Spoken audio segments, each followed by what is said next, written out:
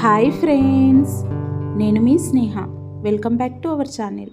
Today recipe ఇన్స్టంట్గా గోంగూర పువ్వుతో పచ్చడిని ఎలా ప్రిపేర్ చేయాలో ఈ వీడియోలో చూసేద్దాం. మరి అంతకంటే ముందు నా ఛానల్ని ఎవరైనా కొత్తగా చూస్తున్నట్టయితే ప్లీజ్ సబ్స్క్రైబ్ చేసుకోండి. అలాగే పక్కనున్న బెల్ ఐకాన్ని ప్రెస్ చేయండి. అలా చేస్తేనే నేను పెట్టిన ప్రతి ఒక్క నోటిఫికేషన్ మీ వరకు వస్తుంది. మరి ఆలస్యం చేయకుండా వీడియోలోకి అయితే వెళ్ళిపోదాం. నేనైతే ఇక్కడ గోంగూర పువ్వుని తీసుకున్నాను. ఇలా గోంగూర పువ్వులో గింజలు అనేవి ఉంటాయండి. గింజల్ని ఇలా సెపరేట్ తీసేసుకొని ఇలా రెక్కల్ని మరొక ప్లేట్లోకి వేసుకోండి. నేను ఆల్రెడీ గోంగూర పువ్వుతో ఇన్స్టంట్గా పచ్చడిని ఎలా ప్రిపేర్ చేయాలో ప్రీవియస్ వీడియోలో అయితే అప్లోడ్ చేశానండి. చూడని వాళ్ళు ఉంటే ఆ వీడియోని డిస్క్రిప్షన్ బాక్స్లో లింక్ పెడతాను, చూసేయండి. చూడండి, ఇలా మొత్తం రెక్కల్ని సెపరేట్ చేసుకున్న తర్వాత ఒకసారి నీట్గా వాష్ చేసుకోవాలి. ఈజీగా ఈ పచ్చడిని 10 to 15 డేస్ పాటు స్టోర్ చేసుకోవచ్చు. అలాగే టేస్ట్ కూడా సూపర్గా ఉంటుంది. టిఫిన్స్లోకి కానీ వేడి రైస్లోకి కాంబినేషన్ సూపర్గా ఉంటుంది. తప్పక ట్రై చేయండి.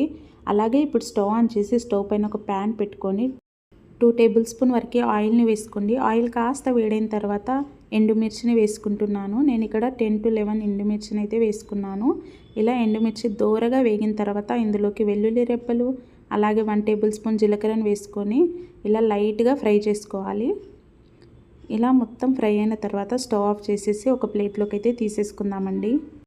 నేను ప్రీవియస్ వీడియోలో పచ్చిమిర్చితో పచ్చడిని ఎలా ప్రిపేర్ చేయాలో చూపించేశాను. ఈ వీడియోలో అయితే ఎండుమిర్చితో ఎలా ప్రిపేర్ చేసుకోవాలో చూపిస్తున్నాను. ఇప్పుడు ఇదే ఆయిల్లోకి ముందుగా కడిగి పెట్టుకున్న గోంగూర పువ్వుని వేసుకొని ఇలా ఫ్రై చేసుకోవాలి. ఈ గోంగూర పువ్వు మొత్తం స్టిక్కీగా వచ్చే వరకు ఇలా కలుపుతూ అయితే ఇలా మొత్తం ఫ్రై చేసుకోండి.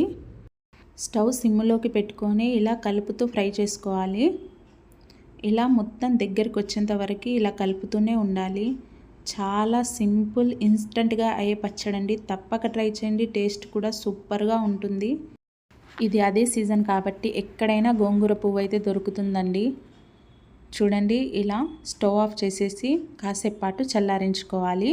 ఇది చల్లారేంత వరకు ఇప్పుడు మిక్సీ జార్ తీసుకొని ముందుగా ప్రిపేర్ చేసుకున్న మసాలాని వేసుకోండి.